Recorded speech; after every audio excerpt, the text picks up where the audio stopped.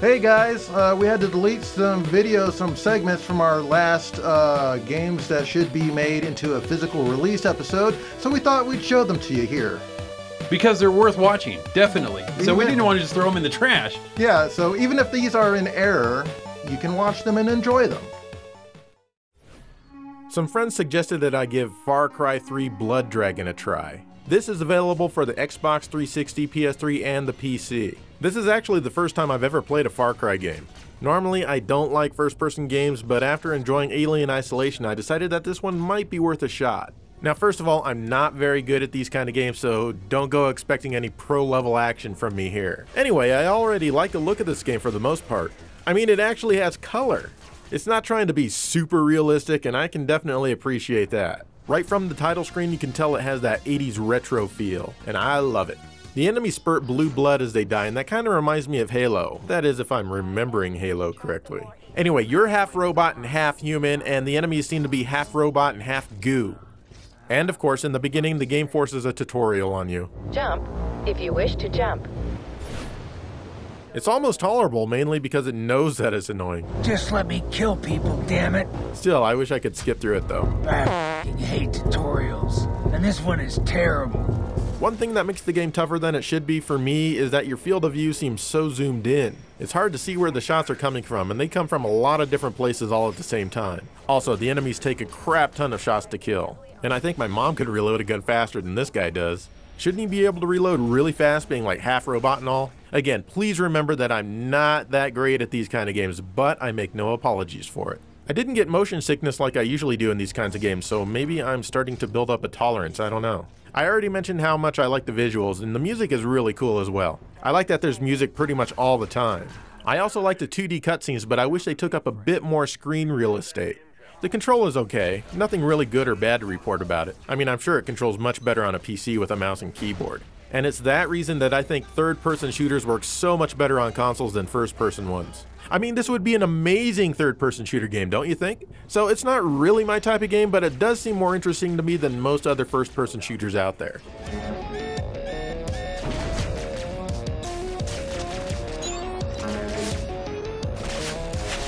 Detecting heavily armored cyber soldiers. Use heavy ordnance.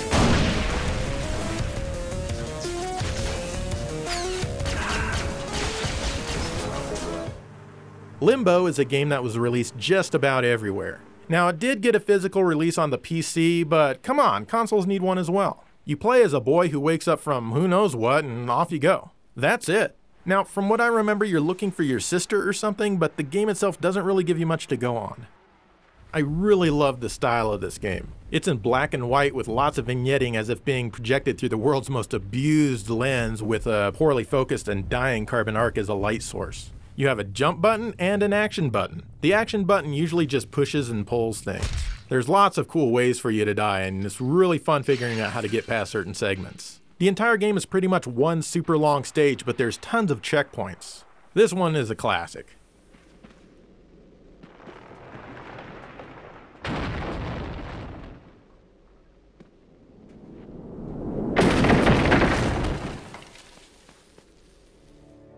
And how about a quick shout out to Braid?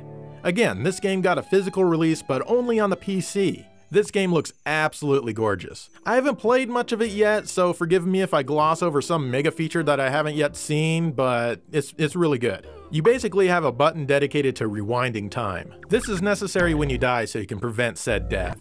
But you can also keep keys when you rewind time. This can be useful for unlocking multiple doors with the same key and things like that. You collect puzzle pieces, and that's really one thing I don't care for too much. But otherwise, this is a great game and it will definitely strain your brain in parts. I think console manufacturers need to lower their licensing fees so games can be released physically there as well.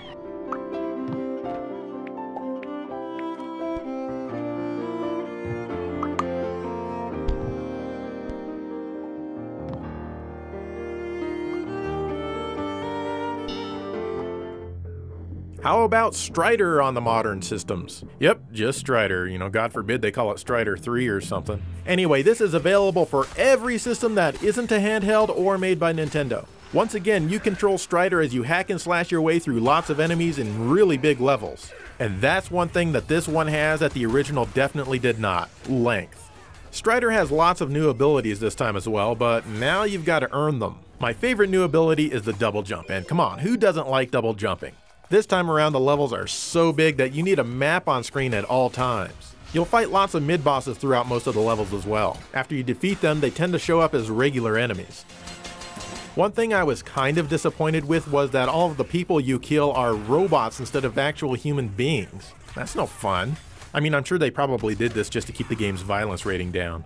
Unfortunately, the level design can get kinda boring. Thankfully though, there's checkpoints that you can continue the game from at a later date. The game is pretty damn fun, even if it's less action intensive than the original. I do like it better than Strider 2.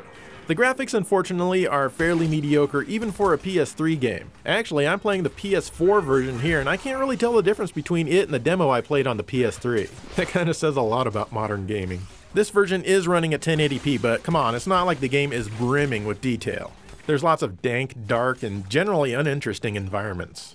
One thing I don't care for are the fake scan lines. They're not even convincing or good-looking scan lines, and you can't turn them off.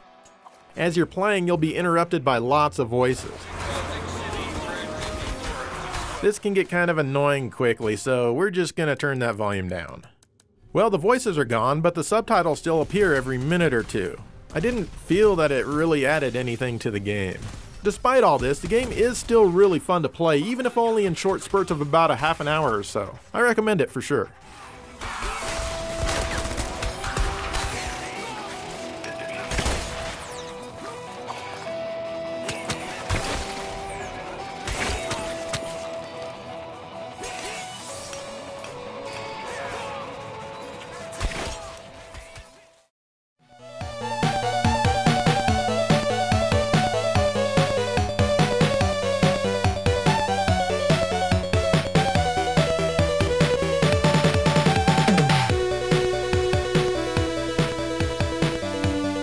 Anyway, guys, thanks for watching that, and hope you enjoyed.